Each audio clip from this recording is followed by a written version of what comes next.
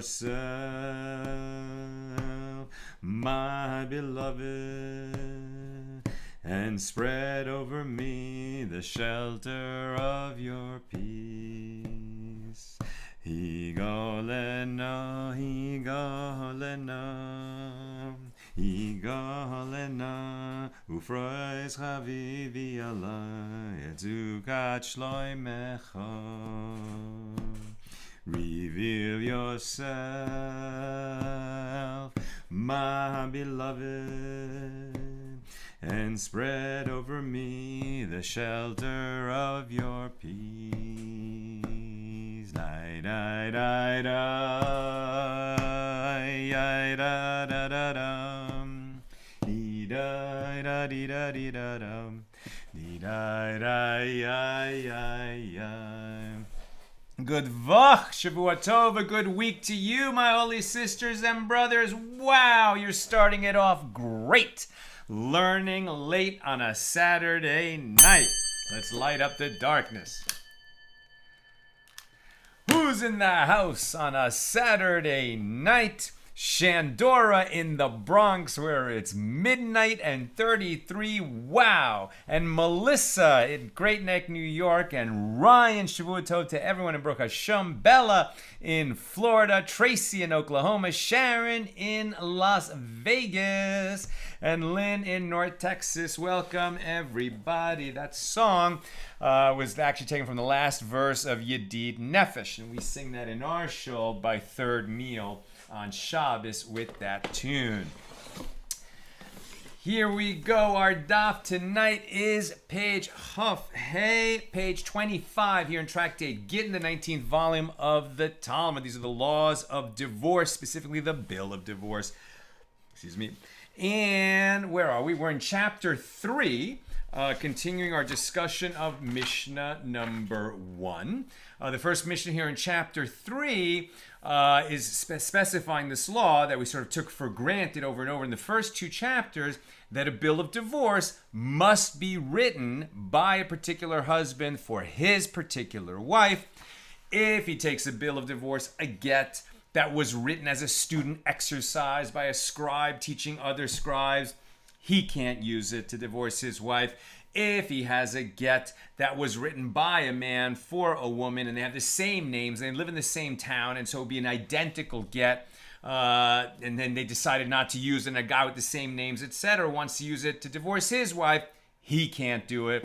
If a guy has 2 wives and they have the same name, so it's the same man using the get, but he wrote it or had it written for one of the wives, and then he was decided to use it for the other wife who has the same name, no, he can't use it for that. If he has a get written and he says, write it for me, and I have 2 wives with the same name, and I'll decide later which of them I give it to, no good. He cannot use that get. And this last case shows that for the purpose of a get, we do not hold by the principle of retroactive clarification, which we do hold by in other areas of Jewish law, as we shall see on tonight's daf. We begin just a few lines, or just a few words from the top of page 25a.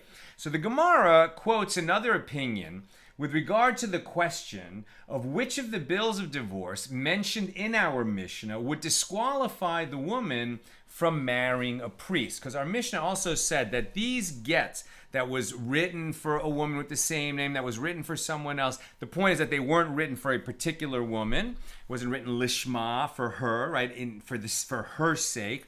But the Mishnah also said that even though this get would not create a divorce, if you give such a get to a woman, then there's going to be some possibility that somehow she has the air of having been divorced, and that might be enough to disqualify her from marrying a priest, because a priest cannot marry a divorcee. A Cohen cannot marry a divorcee.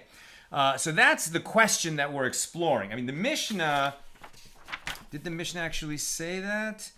No, the Mishnah just listed which of these that all of these gets that were not written for her sake do not work and do not create a divorce.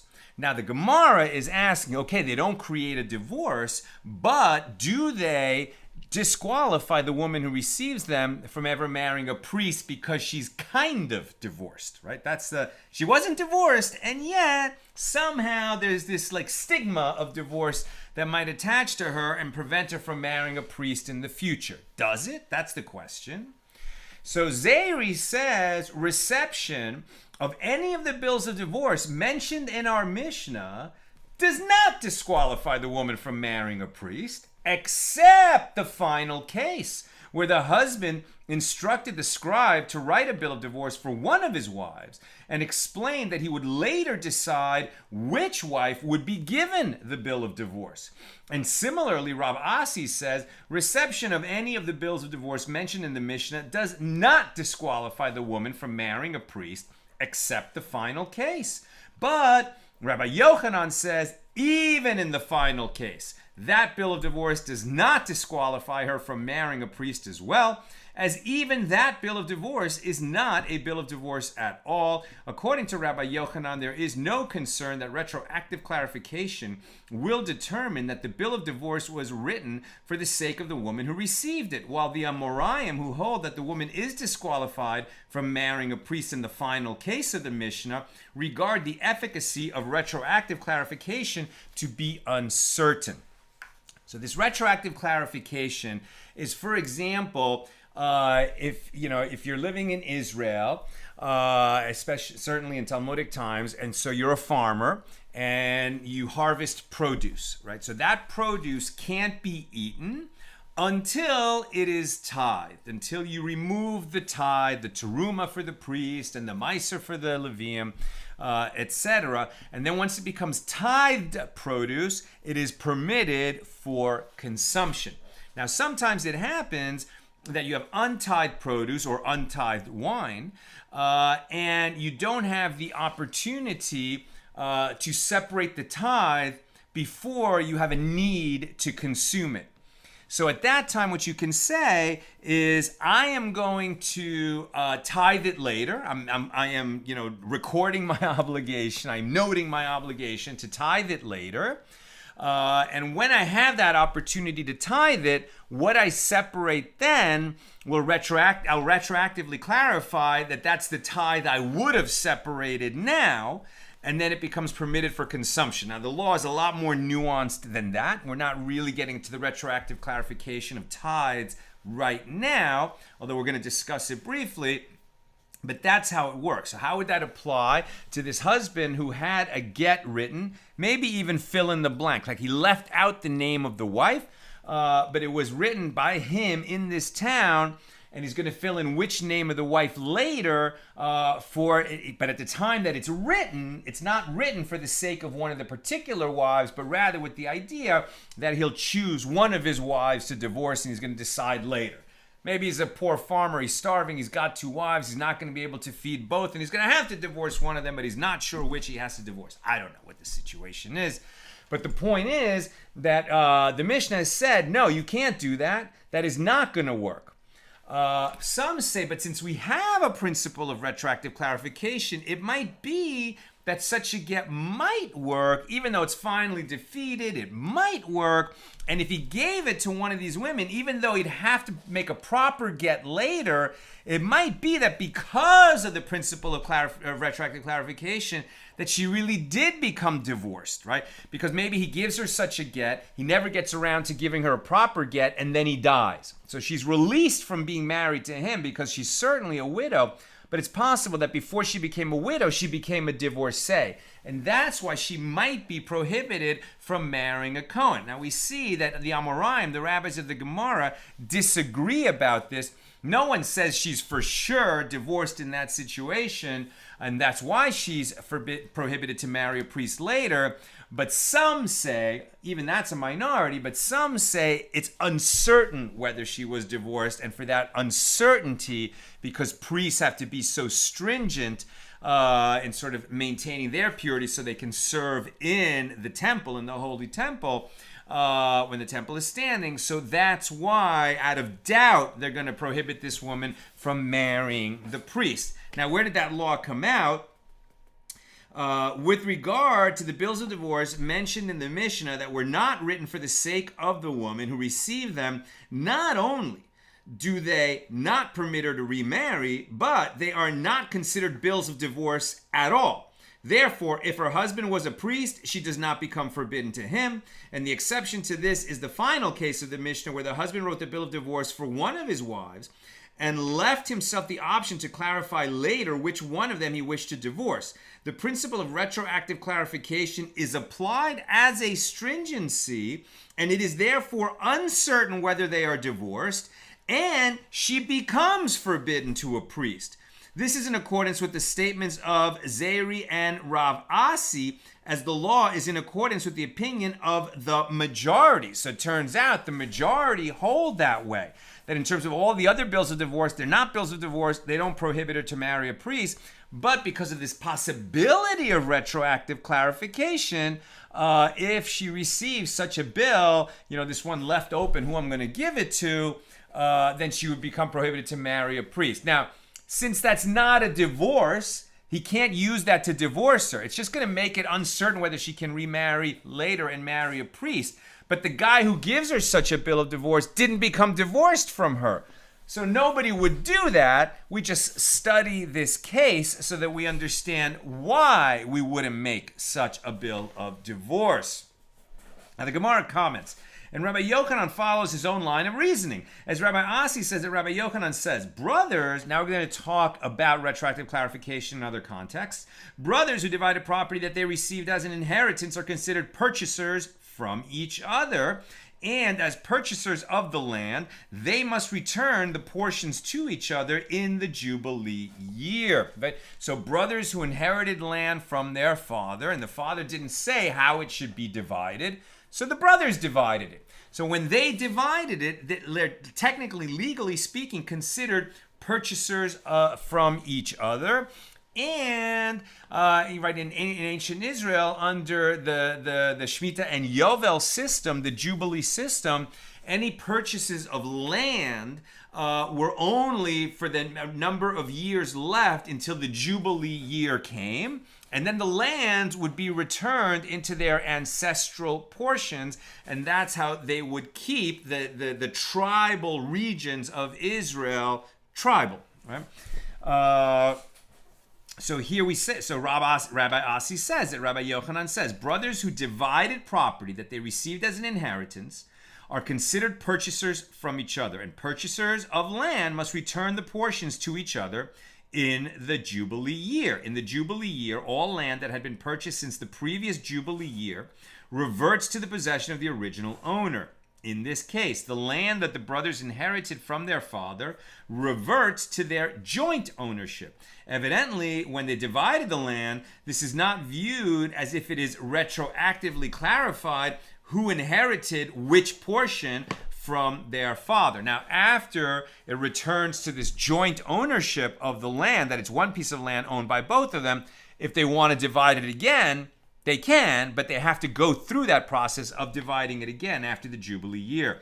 And it is necessary for Rabbi Yochanan to state that there is no retroactive clarification, both with regard to inheritance and with regard to a bill of divorce, as if it were stated only with regard to this case that a bill of divorce, then one could say that with regard to this, Rabbi Yochanan says there is no retroactive clarification because we require that the bill of divorce be written in accordance with the verse, he writes for her, i.e. for her sake. But there in the case of inheritance, one could say it is only in the case of a sale that the merciful one states that it will be returned in the Jubilee year. But an inheritance and a gift will not be returned.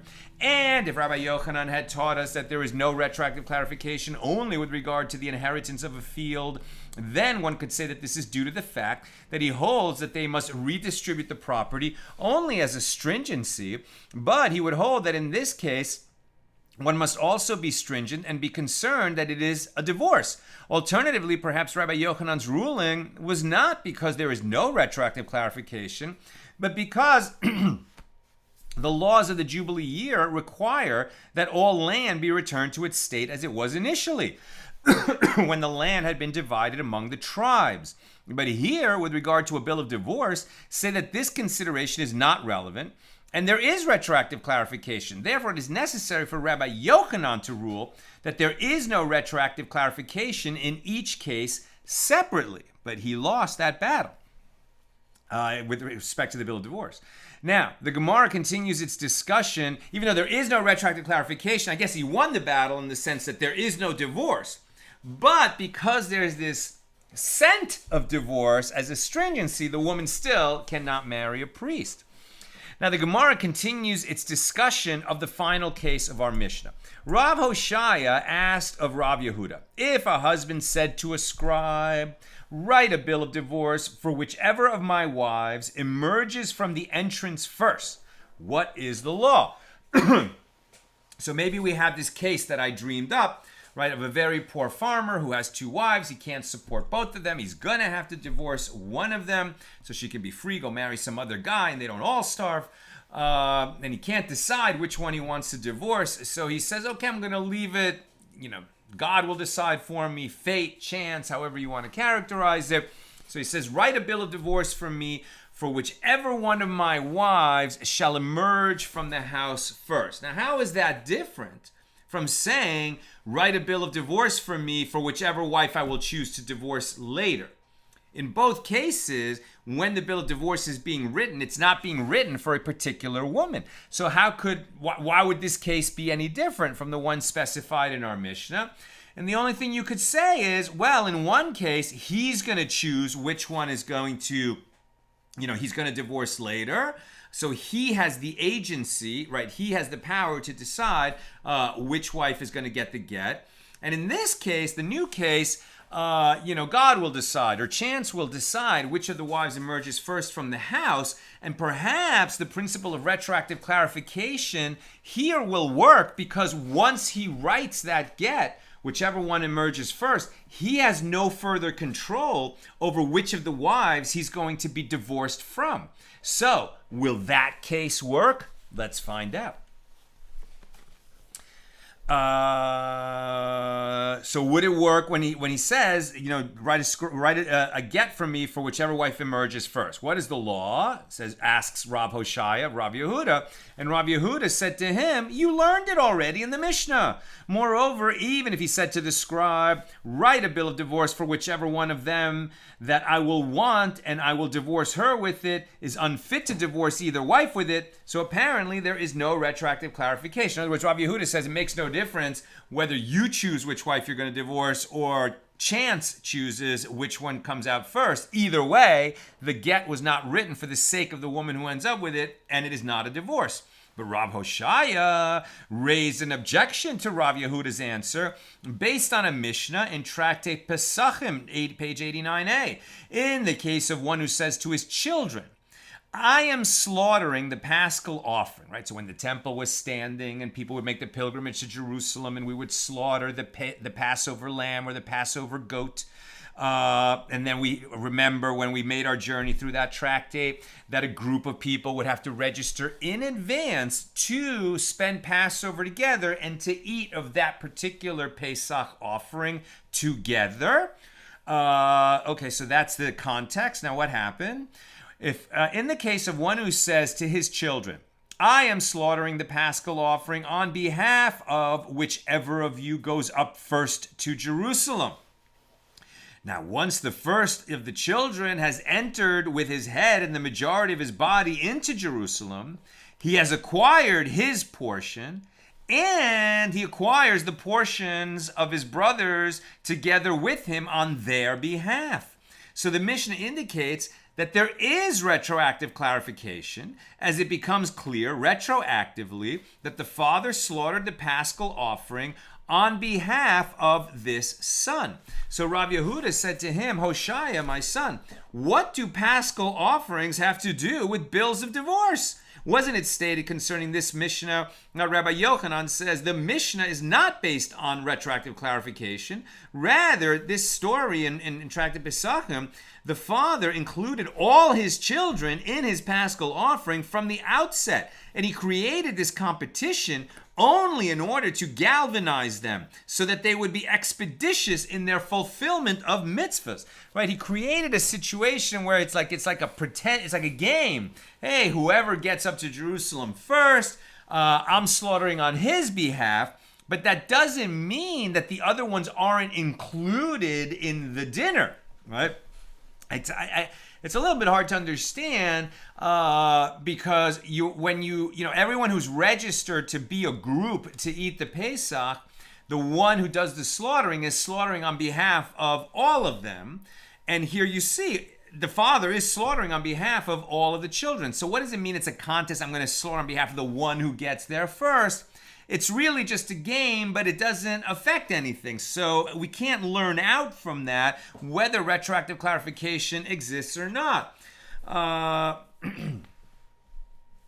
the Gemara comments that according to the explanation of Rabbi Yochanan, the language of that Mishnah is also precise, as it teaches once the first of the children has entered with his head and the majority of his body into Jerusalem, he has acquired his portion and acquires the portions of his brothers together with him on their behalf. Now, granted, if you say that the father registered them initially before slaughtering the paschal offering, the ruling is well understood. But if you say that he did not register them initially, can they then be registered after the slaughter of the paschal offering? But didn't we learn in a Mishnah, people may be registered and withdraw themselves from being registered for a paschal offering only until it is slaughtered, but not after. Clearly, then, the children must have been already registered before the father said his statement. So that the competition was meant only to galvanize his children to be expeditious in their fulfillment of commandments is also taught in a baraisa that records this type of competition. There was an incident such as this, and the daughters got there before the sons, and the daughters were found to have demonstrated that they were enthusiastic, whereas the sons were found to have demonstrated that they were lazy. So the baraisa is critical of the sons, but does not say that they did not partake of the paschal offering. So evidently the father slaughtered the offering for them as well. Now, questioning Rav Yehuda's original answer to Rav Hoshaya, Abaye said he asks him about a case where one makes the clarification dependent on the decision of others, but he resolves it based on the case where the husband makes the clarification dependent on his own decision. So Rav Hoshaya, this is what I brought up initially, asked about a bill of divorce written for whichever wife exits first, which depends on someone other than the husband. And Rabbi Yehuda resolved the question based on the Mishnah, where the husband reserved the right to decide which wife he will divorce with the bill of divorce, which depends on his own decision. Are the cases the same?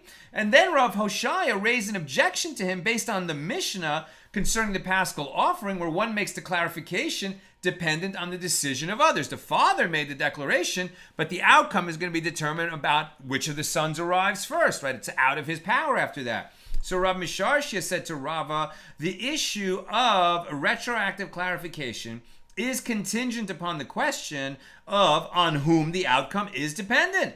But isn't there the opinion of Rabbi Yehuda, who in a case where one makes it dependent on his own decision, he does not accept the principle of retroactive clarification. But when one makes it dependent on the decision of others, he accepts the principle of retroactive clarification. Now, based on this principle of Rabbi Yehuda that Rav Misharshia is bringing down, it might be that although it's an invalid get when a husband says, write a get for me and I'll decide which of my wives to give it to, no good.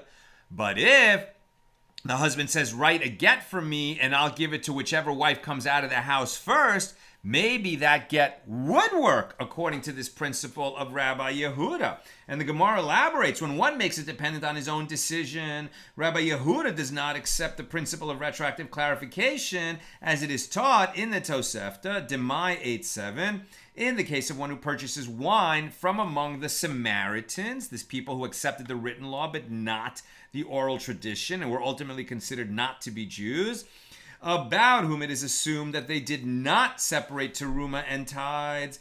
and he is not in a position to now separate teruma. So this person acts as follows. So he's purchasing from a Samaritan. Because he's purchasing produce, or in this case wine from the Samaritans, he can't be sure that the Samaritan tithed the wine, that he separated teruma from the wine. And he's not in a position to separate it now because he doesn't have the ladle and the beaker and to measure, etc. So he can't do it right now.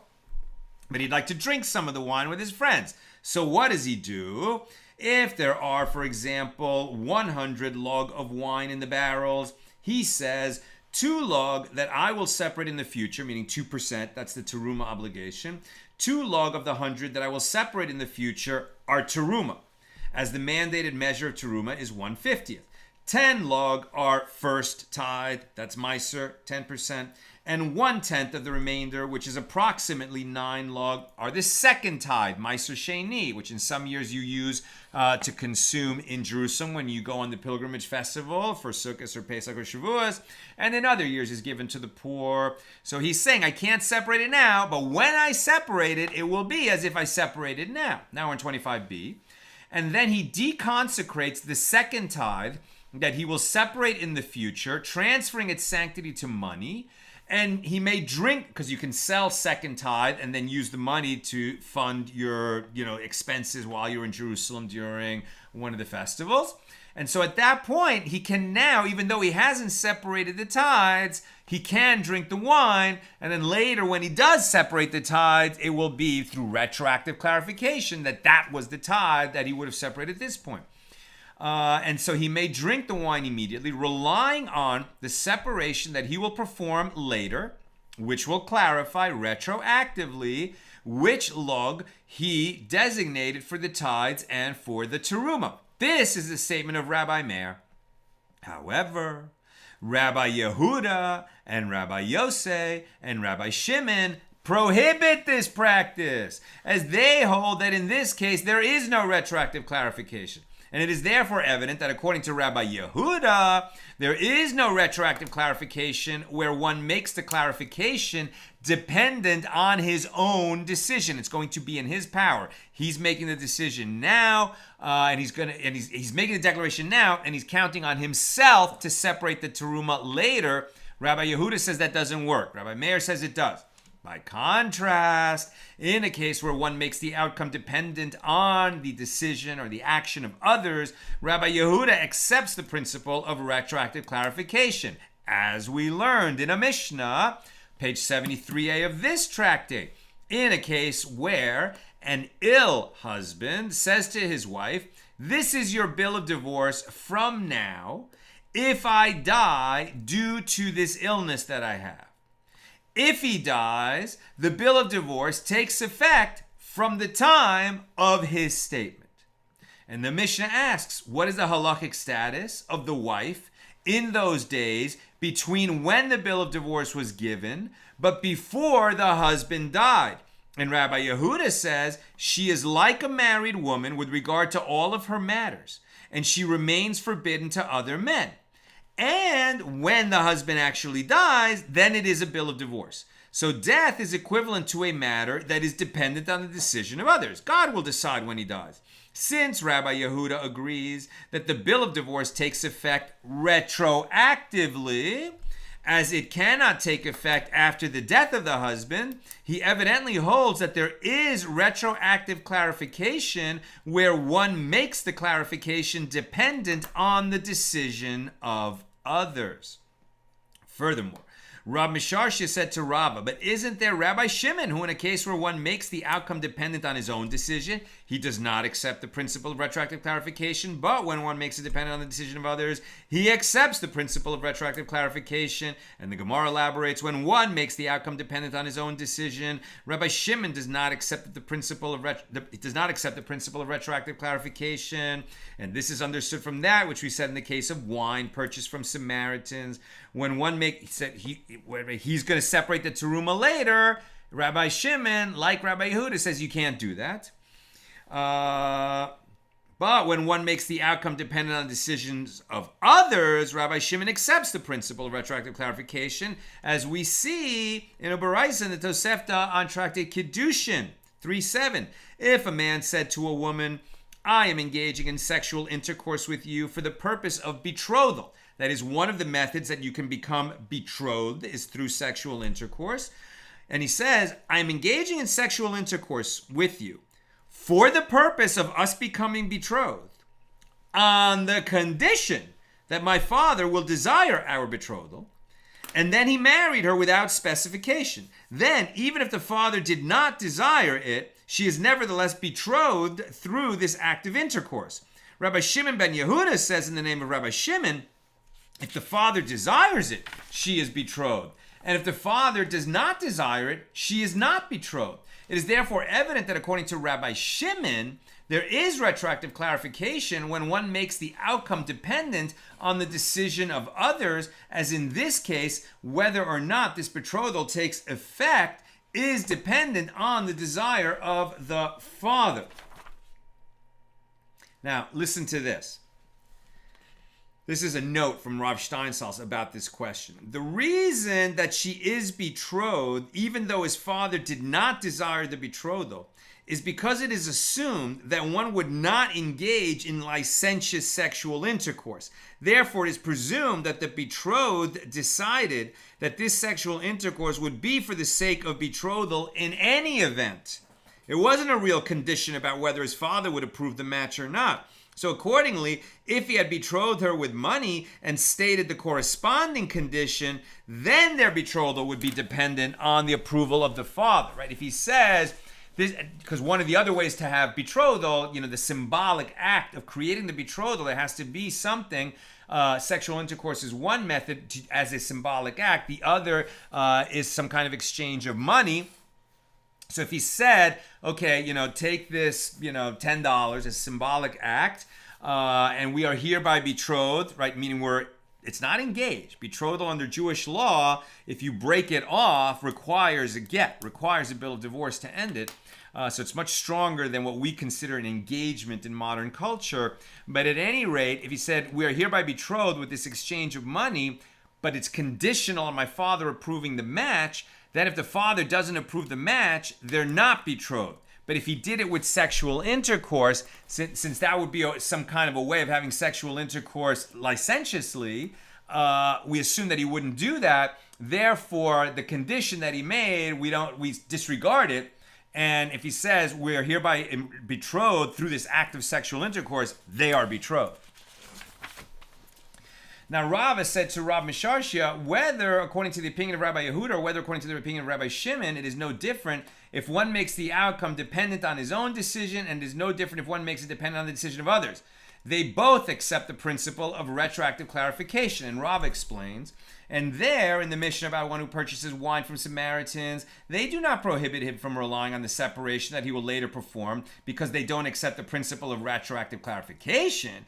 Rather, the reason that Rabbi Shimon and Rabbi Yehuda do not prohibit him from rather, the reason that they do not prohibit him from relying on the separation that he will later perform is, as the Tosefta and Tractate Demai teaches.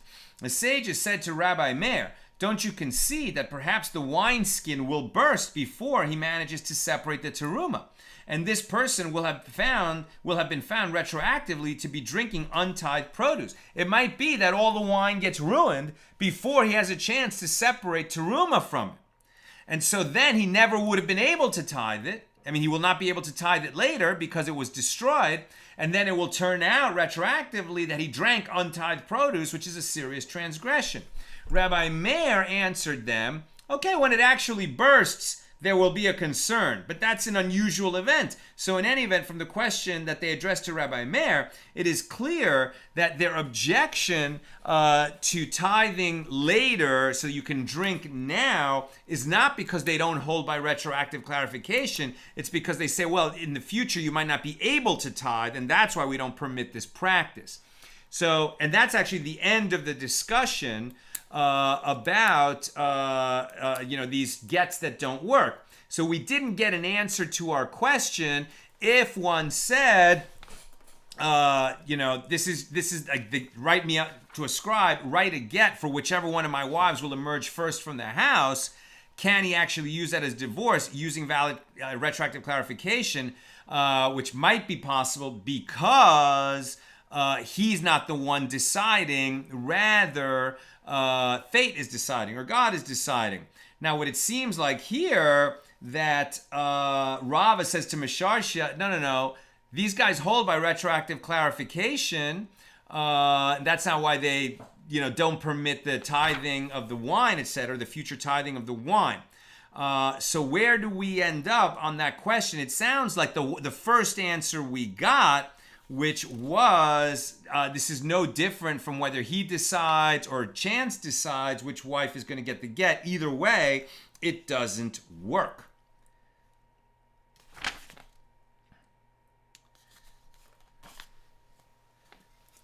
So, for whichever of my wives emerges from the entrance, if a man instructs, and I'm almost done, so you got questions or comments, get them in. If a man instructs a scribe as follows, write a bill of divorce for whichever one of my wives emerges from the entrance first, and I will divorce her with it, then it is uncertain if it is a valid bill of divorce in accordance with the statement of Rav Yehuda. So there you go. It is uncertain. So it is uncertain. She can't rely on that she's divorced. So they need another get so that she definitely is divorced. But it's going to have that same outcome as the one of the husband will decide later, meaning that if he gives her such a get, she can't rely on that to be a divorce. But if her husband dies before he gives her a proper get, she is going to be prohibited from marrying a priest because she's a divorcee, even though she wasn't considered divorced before her husband died and she became a widow. That's what I've got for us tonight. Let's check if Nina's passing me any comments or questions on Gittin 25. Sharon says, do these prohibitions about divorces and Kohanim continue still today for Kohanim who participate in the Birkat Kohanim, as it is supposed to represent the remnant of the service of the Kohanim? I don't remember the answer to this offhand. I have looked it up before. It's not like... Can I get that answer really fast? Divorced Cohen Duchening. A Cohen may not marry a divorcee. Okay, is the groom still a Cohen and can he duchen? Answer, a Cohen may not marry a divorcee, no exceptions. If they do get married, the marriage is valid. This is from yeshiva.co. Ask the rabbi. A Cohen cannot marry a divorcee, no exceptions. If they do get married, the marriage is valid and they must get divorced. The children of this marriage are kosher Jews, but halalim, i.e. they are not Kohanim. The groom is still a Cohen, but he should not duchen, and he does not get the first aliyah in shul. So you asked the perfect question, Sharon. Exactly right. A Cohen, even today, is not permitted to marry a divorcee. If he does marry a divorcee, he ought to divorce her. If he chooses not to divorce her, their children are still Jews. They're not momsers. They can marry other Jews. But while this Cohen is married to a divorcee, he can't duchen, he can't bless the congregation, he can't get the first aliyah, and I believe the same for his sons. So there you go. That's what I've got for us tonight, because I don't think there's any other questions. So, tomorrow's class, Sunday, noon, right? I mentioned this before. Our son is graduating from high school tomorrow. So that's going to be all afternoon. So we're going to have the noontime class tomorrow, Sunday. I'll put a little post on the Facebook page.